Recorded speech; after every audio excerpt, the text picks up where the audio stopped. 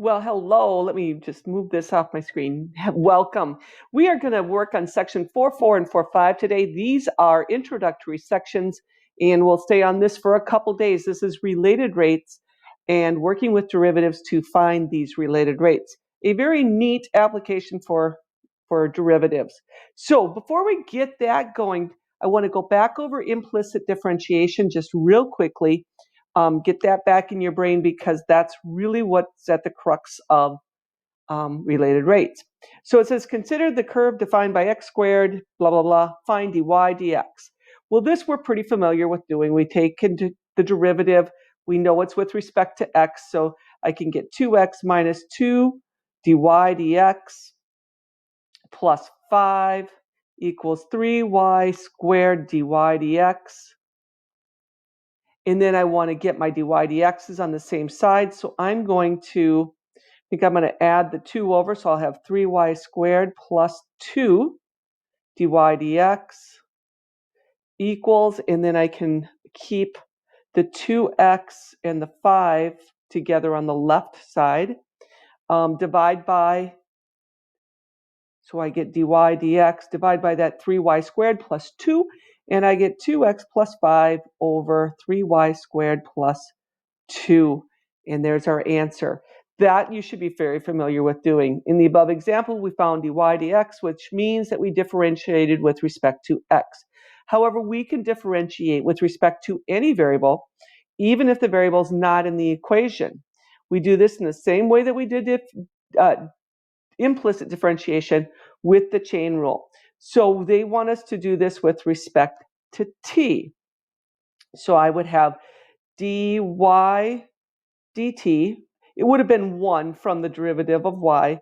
And then I'm going to have, I got to get used to this. I'm on a different computer now. Equals 6x squared dx dt minus 4 dx dt, because remember we're with respect to t on this one, and the derivative of 3, of course, is 0. So now I've got a dy dt, a dx dt, and another dx dt.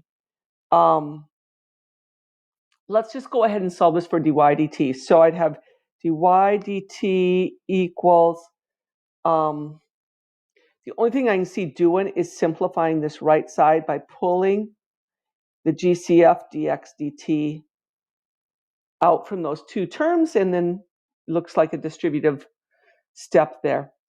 All right, example B. Consider 5p equals q squared minus sine of q plus 3 raised to the 3q, or e raised to the 3q. Differentiate with respect to z. Okay, there's no z in the problem, so everything's going to end up having some variables added to it. So I'm going to have 5 dp, and what were we with respect to? Z. Okay, dp dz equals 2q dq dz. Derivative of sine is cosine of q. Now the derivative of the inside would be dq dz plus derivative of e to the 3q would be e to the 3q times the derivative of 3q, which would be 3 times dq dz. And on this one, we could pull our dq together, right? So I'd have 5 dp dz. It kind of all depends on where we're going with this problem. But I do see dq dz in common to the 3 terms. So I could have a 2q, a minus cosine q, and then a positive 3e to the 3q. And I would just leave it there. I could divide by 5 and have dp dq. Maybe I'll do that. I'll divide by 5. And there, now I've got dp dz equals. Example C. Given x squared minus y cubed equals 7, find dy dt in terms of x and y if dx dt is 4. All right, let's see what we got going. So we are with respect to t, it looks like. So I'm going to have 2x dx dt minus 3y dy dz equals 0. And they want us to find dy, whoops, this was dy dt. Let's make that a t here. Find that one. And we know dx dt is 4. So I'm going to take and substitute 4 in right now. And then I'd have minus 3y dy dt equals 0. And then I'm going to make 8x come over to the other side. So minus 8x equals a negative 3y dy dt. I keep wanting to say z. And that will leave us dy dt equals negative 8x over negative 3y, positive, positive. And it is in terms of x and y, so I think we're fine. Our next application of derivatives will focus on two or more rates that are happening simultaneously. We call these related rates. First, let's begin conceptualizing how the two rates can coexist. So begin, not being. Suppose the water is poured in at a steady rate into the containers whose shapes are shown below. Sketch the graph of the height of the water versus the time. So time to the right, height to the y-axis. If I were pouring in water into this, I think we'd have just a nice steady increase in height. So I would just say the height is going to look like that till it reaches that top height there. If I were pouring water into this one, well, since the base is so big, it's going to slow down the height, right? So the height is climbing till it reaches this height. And then the vessel narrows, so the height's going to pick up and grow more quickly now than what it had been. So I think that's how those are related. Can you see what this one is? Sketch it on your own. See what you think. I think we're going to have slow, a bit of fast, till I hit that height, and then a bit of slow again. See if you can do number 4.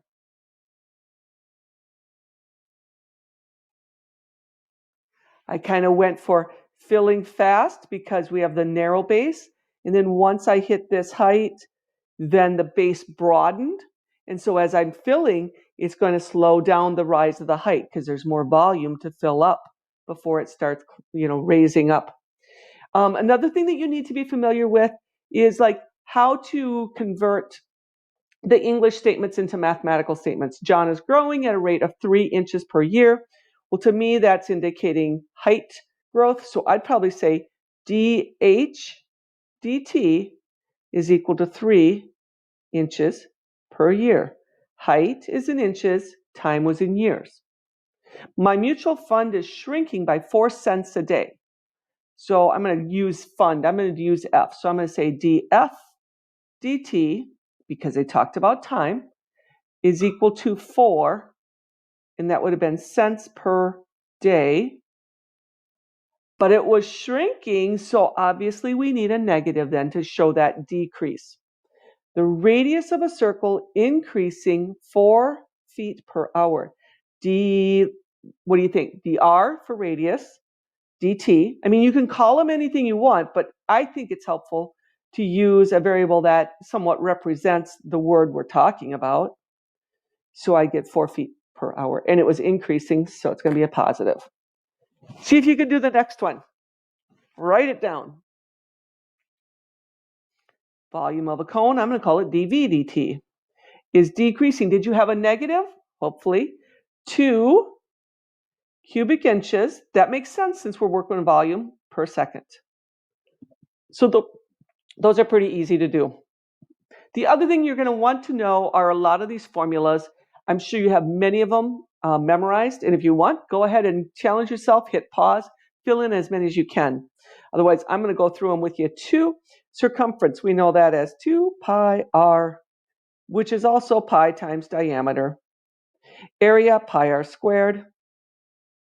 Volume of cones, that has a 1/3 in it. 1/3 pi r squared. That's the base area times the height. Spheres, 4/3 pi r cubed. Surface area is 4 pi r squared. Area just needs the units to get squared. Volume needs cubes, right?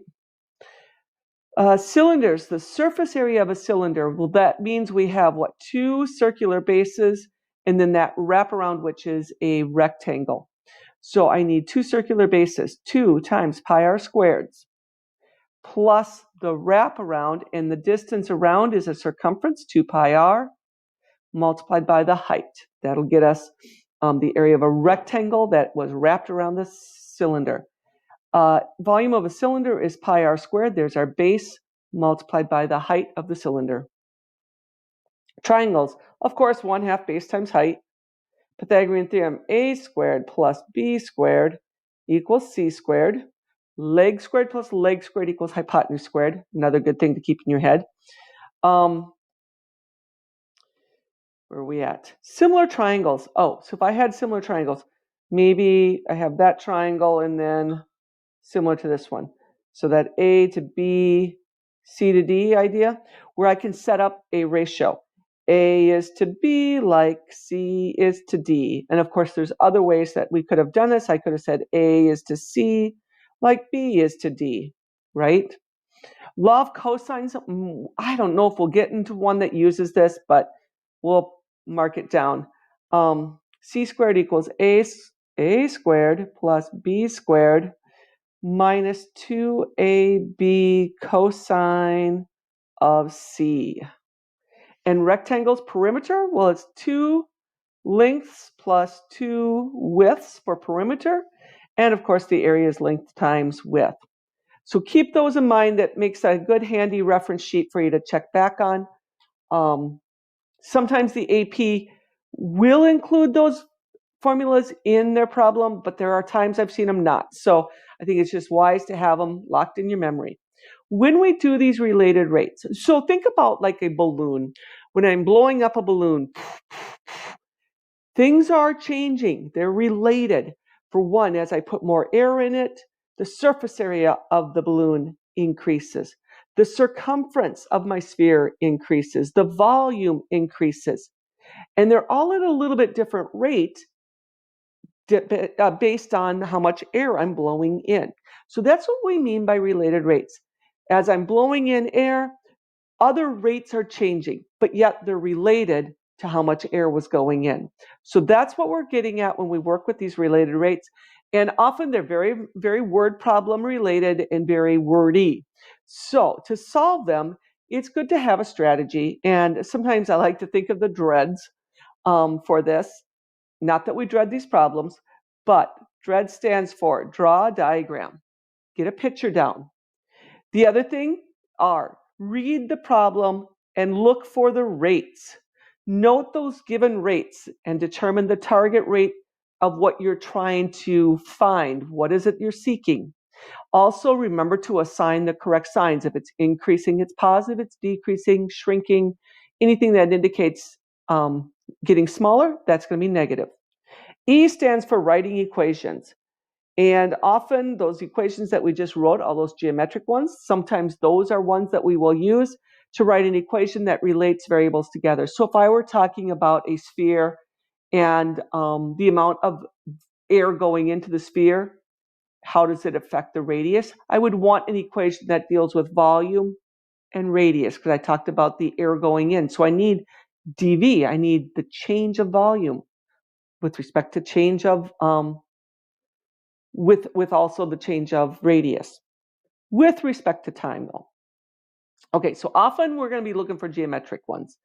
Implicitly differentiate both sides of the equation with respect to time. So this stands for derivative.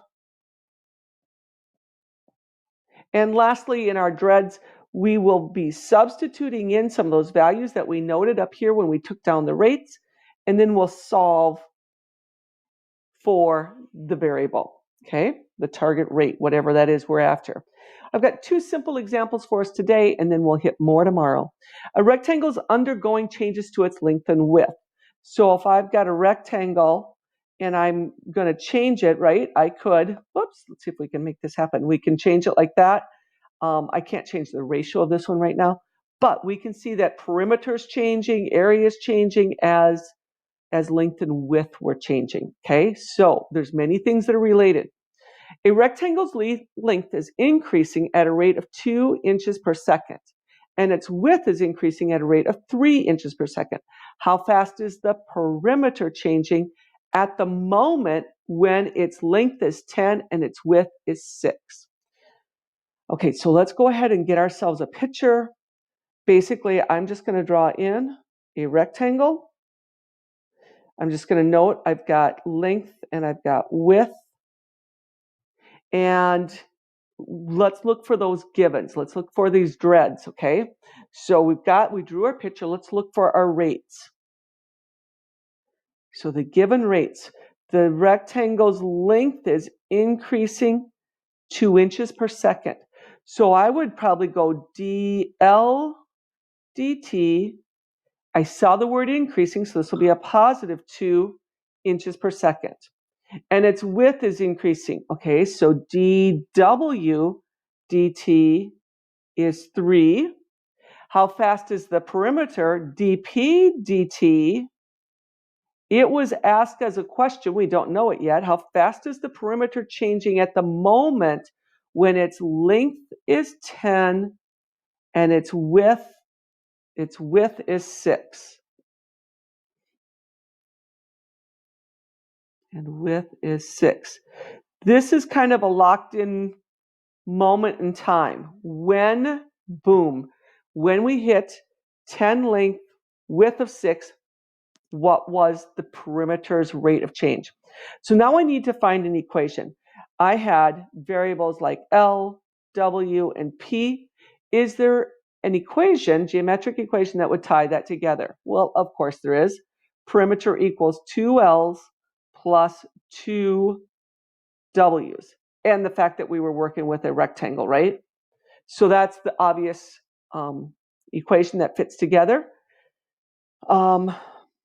Oh, you know what? I kind of messed this up, didn't I? I'm not watching. This should be down here for equation. And this is what they wanted us to find. So I'm just going to slide that stuff over. You just slide yours over too. All right. So that there now I'm kind of fitting the grid better. Now let's take and do the derivative work. So we've done the drawing, the rates. We've met the equation. Now we're back to D for dreads. Let's take derivatives. So here's the derivative. And I'm going to have, with respect to t, so it's going to be a dp dt equals 2 dl dt plus 2 dw dt. Perfect. Now I'm on that last step, that sub and solve step. And what are we subbing in? We'll go back to your rates. We were given a couple things, right? And then we had this when piece. So we're going to grab all of that and put it into our things. So we want to find how fast the perimeter is changing. I really am solving dp dt, so I shouldn't be subbing anything in for that. 2, dl dt was 2, plus 2 times dw dt was 3, and that's going to give me 4 plus 6 equals 10. It's perimeter, so that's going to sound like inches per second. I was looking for the time element. Inches per second. And it makes sense that dp, the rate of change of perimeter, is positive because both the length and the width were positive. Example B. Now the rectangle's length is increasing by 3 inches per second and its width is decreasing. Oh, so it's what? Its length is growing, but its width is shrinking. How fast is the area changing? Okay, so we have length at 3, width at 2. And there's that moment when 10 and 6. Now, last time we didn't have to use that, and I doubt we'll have to use that this time, but that doesn't mean other problems won't involve it. So we've got our picture. We have our W and our L. It is a rectangle, of course. We had some givens, so let's go back and reread so we can take note, rectangle's length is 3 inches per second. That's a derivative because it's a rate. So I'm going to call it dl dt was increasing, so positive 3. Its width, dw dt, is decreasing. That's a negative 2 inches per second. How fast is the area? I want to find dA dt when L was equal to 10 and width was 6. Is there an equation that will fit? I need to bring area, length, width, and a rectangle together. That should just about give it away, shouldn't it? All right, so the area of a rectangle formula, area equals length times width. Ooh, we're going to have to do product rule on this one. So we get dA dt equals dL dt times W. I'm going to put it in front. Plus, now take the derivative of W, dW dt times L. That was product rule. Oh, this time we will use W and L, it looks like. Now it's sub and solve. Okay, so we wrote our equation, and now we're into substitute and solving. So dA dt, that's what we're trying to find. I'm not going to be able to substitute anything in for that. W, when we are 6 units long, dL, the length was increasing by 3, plus, did I? No, it's okay. Okay, L is 10. I thought I had used the wrong numbers. And dW is negative 2. That's right, because the length was shrinking. Negative 2. Now it's just solve it out. 18 minus 20 looks like a negative 2. It is area, right? dA dt. So what would normal units for area look like? Well, it would be inches squared per second. That's the rate of change. Looks like our area of our rectangle is shrinking. All right, your homework is this next worksheet for version A, because we're on day 1, introduction to related rates. You have a lot of multiple choice, and I think I have it set up that you'll enter your answers in, and then you've got some implicit differentiation, and then a problem about a triangle, area of a triangle. So what formula might you use? And that's it. So 1 through 15, it looks like. Good luck.